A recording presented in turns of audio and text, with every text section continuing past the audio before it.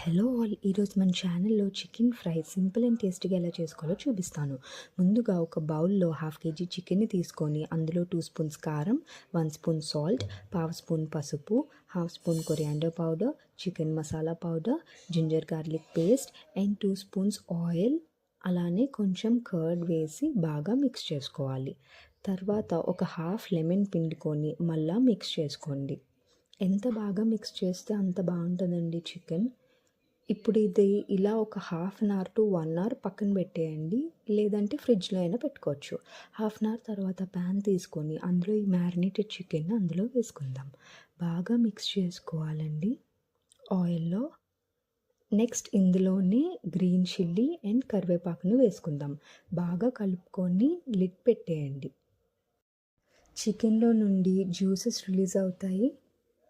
చూసారా వాటర్ ఎంత బాగా రిలీజ్ అయిందో. ఆ వాటర్ అంతా డ్రై అయ్యే వరకు లిడ్ క్లోజ్ చేసి కుక్ చేయండి.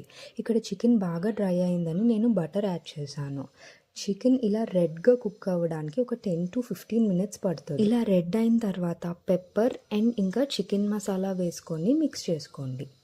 ఇక్కడ ఒక చిన్న టిప్ ఫాలో అవ్వండి. ఒక 1 స్పూన్ గీ వేస్తే అదిరిపోతుంది. ఇది మాత్రం అస్సలు మిస్ అవ్వద్దు. లాస్ట్లో తెలిసిందేగా కొత్తిమీర వేసేయడమే.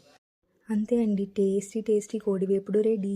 ఇక్కడ మా హస్బెండ్ ఏదో చిన్న కళాపోషణ చూపిస్తున్నాడు, చూసేయండి.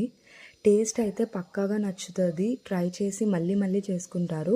నచ్చిందా కోడివేపుడు? నచ్చితే ప్లీజ్ సబ్స్క్రైబ్ టు